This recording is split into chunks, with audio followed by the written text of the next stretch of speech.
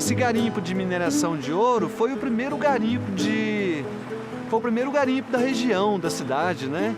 Tudo começou através desse garimpo. Quando esse minerador chegou aqui, estava atrás do resíduo, que é o aluvião. Assim que eles achou esse aluvião, eles começou a quebrar, lavar e amontoar. Esse era o serviço rotineiro. E eles utilizavam mão de obra de escravo. Toda essa área que a gente está dentro aqui foi toda triturada. E fazia os muros para conter esse cascalho que era lavado. Por um processo geológico, o ouro foi remobilizado para lá, para aquele local. Com o processo de erosão, esse ouro se concentrou nos aluviões. Quando os bandeirantes encontraram esse ouro, encontraram muito ouro acumulado nesse aluvião. Então, eu subia lá do rio, atrás desse aluvião. Aí eles iam quebrando essa pedra e amontoando, fazendo muro mais ou menos nesse estilo, e atrás do muro o cascadinho mais lavado, que é esse estilo aqui, ó, ficou bem triturado. Certamente o ouro foi embora, ficou só o cascalho.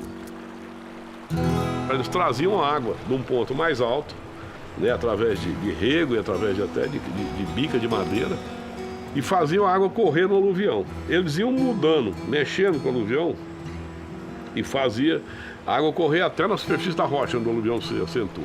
E o material fino, esse material fino ia correndo e ia para os couros, né? Isso aqui que vocês estão vendo é um muro de arrimo que tem duas faces e argila no meio. Aí a água ia andando na parte mais alta e lá no final desses dutos eles colocavam o pelo do animal, que colocava ele contra a corredeira. O ouro, como era mais pesado, ele acumulava nesse pelo. A água levava os finos e o grosseiro eles iam amontoando de um lado para o outro. O canal ia andando, né? Eles raparam todo o ouro que tinha possível de tirar naquele aluvião. Essas regiões auríferas do século XVIII, todas têm esse processo de trazer a água para lavar o aluvião no local. Que muita gente passou por ali, né? Muita gente quebrou pedra, lavou cascalho e amontoou e tirou bastante ouro naquela época. Muito sofrimento dos escravos, né? Os escravos trabalhavam sem parar, todos os dias, rotineiramente, todos os dias.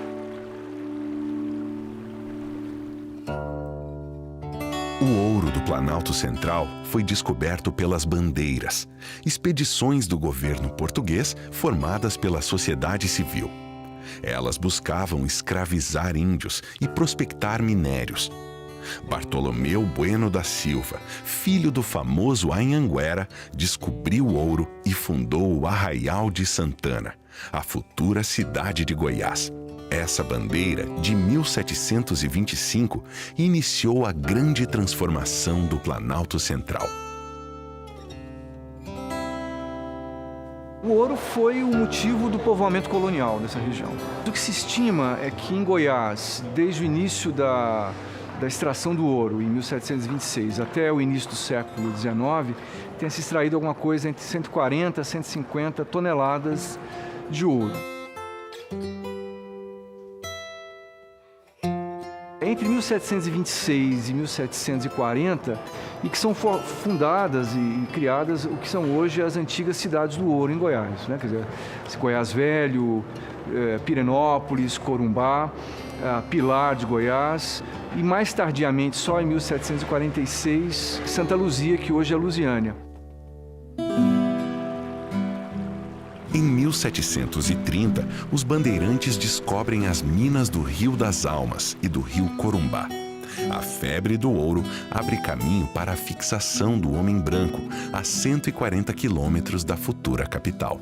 O Arraial de Corumbá foi fundado por uma bandeira, chegou aqui em 1730, formada majoritariamente por paulistas. A Barra do Ribeirão Bagagem no Corumbá. Ali que foi encontrado o ouro, no dia 8 de setembro de 1730, que deu origem ao povoado. E eu consegui localizar 127 garimpos nessa região. O português era o dono disso aqui, das terras da colônia. e eles tinham em algumas áreas um domínio total. Por exemplo, a parte de comércio e a parte religiosa. Então isso gerou um certo domínio econômico e político para Pirenópolis. Eu consegui levantar, com a ajuda de pesquisador de Pirenópolis, apenas 35 garimpos. Mas o comércio lá era muito mais forte. E a administração centralizava tudo ali. E a parte religiosa também. Então, Pirenópolis se destaca nesse momento no comércio e na atividade político-religiosa, que naquele momento era uma coisa só.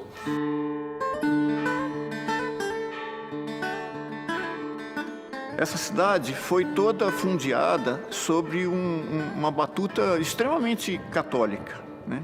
Como era a força da Igreja Católica, sempre foi hegemônica no país. Então tudo isso está fundeado junto com essa cidade. O nome dos morros, tudo está associado a essa imensa tradição cristã que se instalou aqui nessa cidade. Todas as igrejas se orientam para a igreja matriz. Então aqui a gente tinha a Igreja do Bonfim, a Igreja do Carmo, a Igreja de Nossa Senhora do Rosário dos Pretos e a Igreja da Boa Morte da Lapa, que não existe mais também. Então essas igrejas eram todas voltadas para a igreja matriz. Isso é uma coisa de símbolos e status de poder que tinha a força desses empreendimentos, né?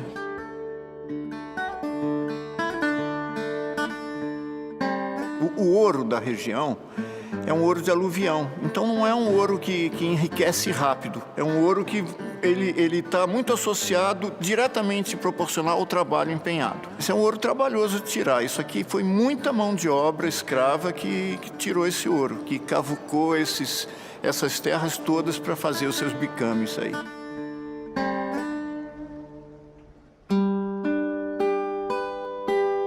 Em 13 de setembro de 1746, dia de Santa Luzia, nova descoberta de ouro a 60 quilômetros da futura capital atrai milhares de pessoas. O arraial recebe o nome da santa e vê 2.000 escravos tocarem a maior obra deste período, um rego d'água de 42 quilômetros. Ele trazia água para o garimpo lá do atual Gama até perto da Igreja do Rosário.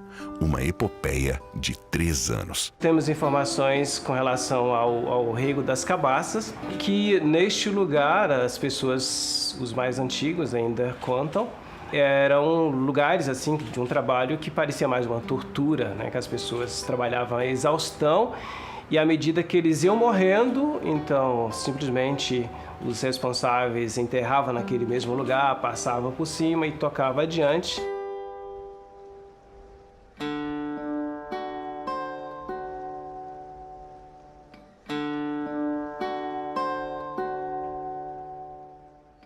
A maior fonte de ouro está embaixo da Igreja do Rosário. Aqui deu tanto ouro que disseram que foi feito um cacho de banana de ouro e mandado de presente para Dona Maria Louca, a mulher que mandou matar Tiradentes.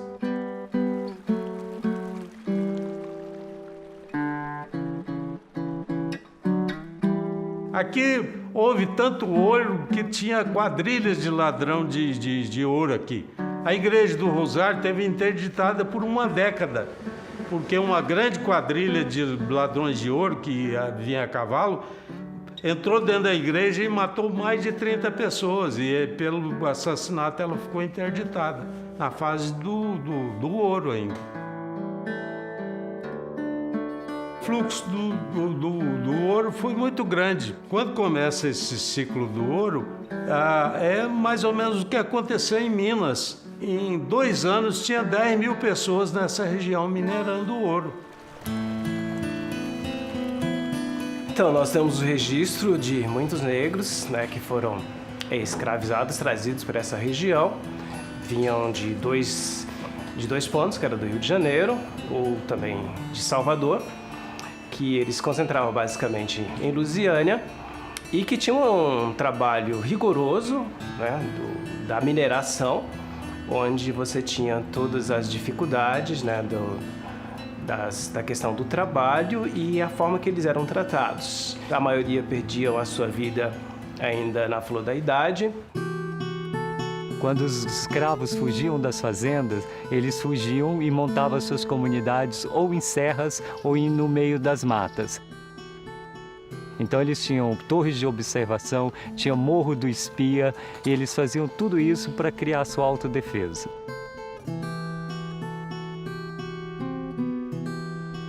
Nós estamos aqui numa representação dos quilombolas do Planalto Central brasileiro. Nós temos desde as telhas feitas nas coxas até os fornos, as cabaças, as moendas. A casa é bem simples, no máximo as camas no giral com alguma cabaça ou uma moringa para sua água. Então tudo isso era feito no coletivo. O negro é fundamental porque ele era mão de obra, né?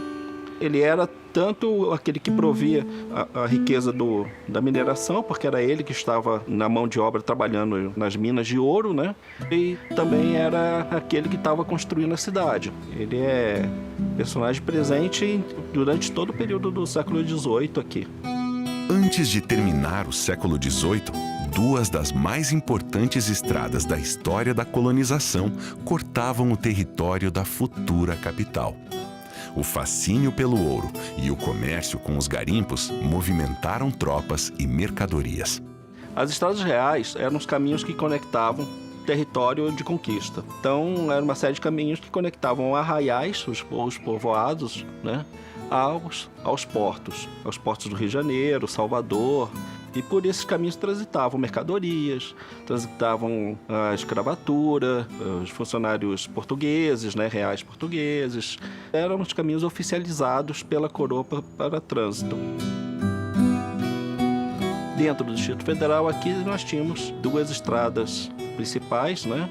Uma que era a Estrada Real da Bahia, oficializada em 1736, ela cortava o norte do Distrito Federal, de leste a oeste, né? E há uma outra estrada, chamada Estrada do Sudeste, que ligava com o Rio de Janeiro.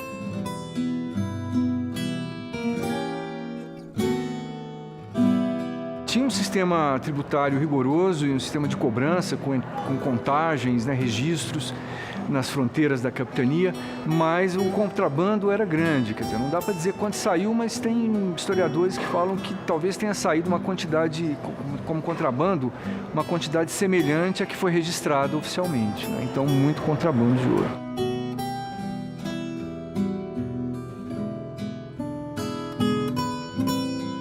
Para cobrar impostos e controlar o contrabando nas estradas, os governantes instalaram registros e contagens. Duas se destacaram: a contagem São João das Três Barras, a 10 quilômetros do plano piloto, e a da Lagoa Feia, no antigo Arraial dos Couros, a Formosa de hoje. Foi aqui nas margens da Lagoa Feia que, em fevereiro de 1736, por ordem de Dom João V, na parte setentrional da lagoa foi construído o registro fiscal Estação da Lagoa Feia. Esse registro fiscal foi exatamente no ponto de encontro da estrada colonial que vinha da Bahia com o ponto de encontro da estrada que vinha dos Currais de São Francisco. Nesse local, começaram a cobrar os impostos e evitar a perca do imposto, principalmente do ouro, na corrida de ouro do século XVIII. O ouro saía mais lá para baixo, mas só que alguns, para poder desviar das fiscalizações que já tinha lá, então eles desviavam aqui pela Lagoa Feia. Aqui em Goiás, a produção começa a declinar por volta de 1755, 1760. Ela vai declinando e chega a um esgotamento nos primeiros anos do século XIX.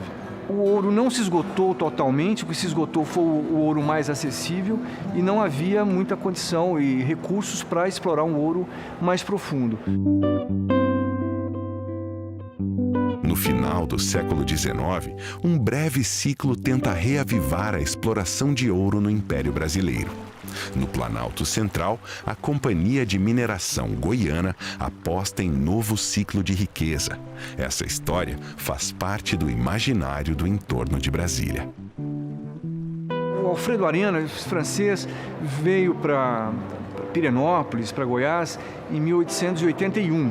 E ele compra direito de jazidas que tinham sido exploradas já no século XVIII, as minas do Abade e também lá no Salto Corumbá.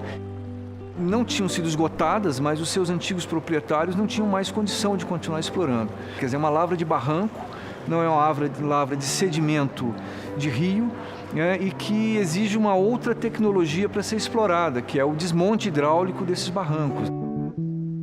Quando ele chegou em Pirenópolis, ele foi muito bem recebido, como alguém que estivesse trazendo o progresso, ia explorar as riquezas da região e trazer riqueza para a região. Então a Câmara Municipal concedeu a ele 4 dias de exploração e deveria ficar livres os domingos, segundas e terças-feiras, para o rio se limpar e depois as lavadeiras poderem usar o rio. Ele quebrou esse acordo, ele passou a usar o rio nos dias que bem entendia. Então isso começou a gerar um conflito e que foi evoluindo, se agravando e terminou de fato em 2 invasões, né? Organiza-se um grupo de 30 pessoas que pintam os rostos, se mascaram e de noite eles sobem lá nas lavras e destroem tudo, né? Incendeiam e quebram as instalações vitais para o funcionamento da companhia. E ela perdeu a capacidade de operar.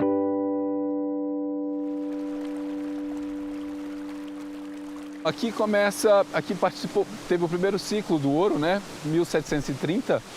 O Abade mesmo foi muito explorada. Ela já foi toda quebrada, a cachoeira, né? Secaram ela também um período, colocando uma calha na boca dela e tirando toda a água do Abade, né?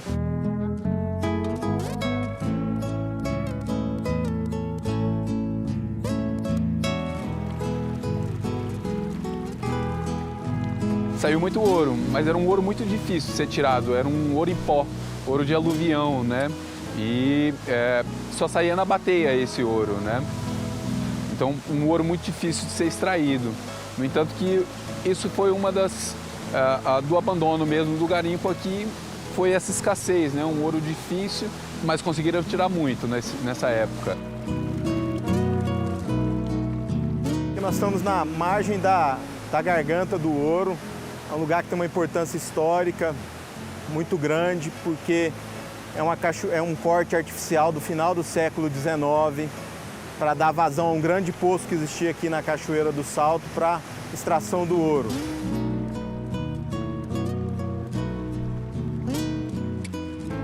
Essa cachoeira que a gente está vendo ao fundo ficou mais de 100 anos sem água e foi aberta uma vala aqui que a gente chama de Garganta do Ouro para dar vazão à água que existia aqui atrás nesse poço e retirar o ouro dessa região. A atividade turística, ela é uma indústria limpa, como todo mundo gosta de dizer, porque ela precisa preservar a questão do meio ambiente. Nós gostamos de dizer que essa é a segunda fase do ouro dessa região, porque o turismo tem empregado bastante aqui. Né? Uma unidade como essa aqui tem vários rios, nascentes, o cerrado é muito preservado, então isso vai perdurando e vai dando mais importância para o cerrado, para o turismo. Quando o ouro acabou, a economia goiana, que já não era só ouro, era também alguma pecuária, uma agricultura, mas nada que tivesse o porte e a intensidade suficientes para manterem a capitania e depois a província de Goiás ligadas a um fluxo mercantil mais intenso com as áreas do litoral, com os portos, né? Aos poucos a situação vai se reacomodando e há tentativas de se reorganizar alguma produção. Por exemplo, lá em Pirenópolis, o caso lá do Joaquim Alves de Oliveira, né, que montou aquele engenho, o engenho de São Joaquim, que hoje é a Fazenda Babilônia, era um grande proprietário escravista e tentou organizar uma exportação de algodão e outros produtos.